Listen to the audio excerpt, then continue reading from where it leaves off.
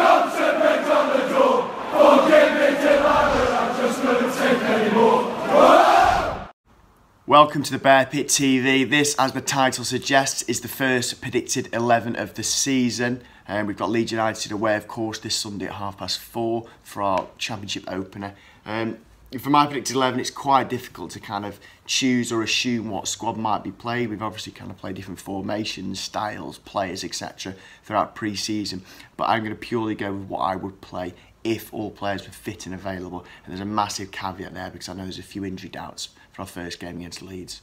So my first 11 will, and I'm blown away that I can actually say this, but Jack Butland in net. It looks like, touch wood, he's going to be a Stoke City player for this season, which I think is an absolute miracle. I didn't for 1 second think we keep hold of Jack, but it's looking extremely likely that that will be a case. So I'm unbelievably sane, but in net, obviously it will be Jack Butland.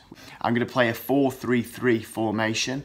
Left back, I will go with Eric Peters. Centre backs, Ryan Shawcross and Martin Zindi, and right back Bauer. I know that Eric Peters is a bit of a doubt, so if that is the case, I put Indy at left back, who has played there before, and I'd bring in the recently acquired Ashley Williams in at centre back.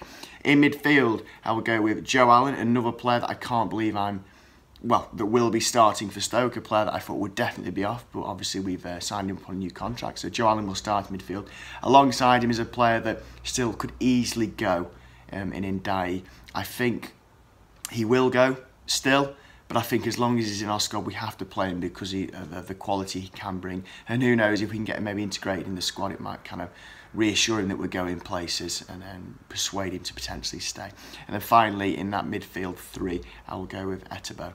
I might have the pronunciation wrong there, but the season just started and I kind of switch off at pre-season a little bit, if I'm honest. Front three, left to right, I will go with James McLean. On the right, Tom Ince. And up front, it will be Afobe, but he is also an injury doubt, which is sod's law, and it's so frustrating when you've not played a competitive game.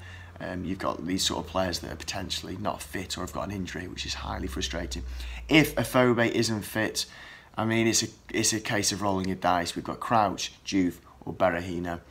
I get the impression that Raul will go with Juve if Afobe isn't fit. I personally wouldn't. I'd go with Berahino because why not? We're still waiting for something to drop with Berahino. And if we can get him firing, it's a massive if now because, I mean, most Stokies have given up.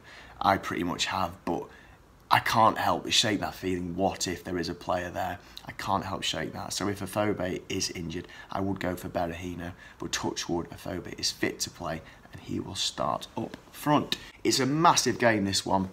It really is. You want to kind of get the season off to a good start and give the fans some hope and faith that we can push for promotion. What I will say is, and I urge all Stokies to consider this, if we do lose against Leeds, which is very likely, Leeds are going to be kind of fired up, it's going to be a big crowd, it's going to be a pumped up crowd, we can't get too stressed and worry. Not the greatest results, but teams have had bad starts in the Championship before and still gone up. I think Newcastle lost 3 of the first 6, I heard on Radio Stoke the other day, when they got promoted the other year. Sunderland famously were bottom, I think, after the first month or so, went up under Roy Keane. We've got to take it easy and not get on the team's back if we have a poor start. And I do think it's likely we might not win at Leeds. It's an extremely difficult game, so we've got to kind of take that into consideration and get behind the lads and give them all the support we can in our quest for promotion.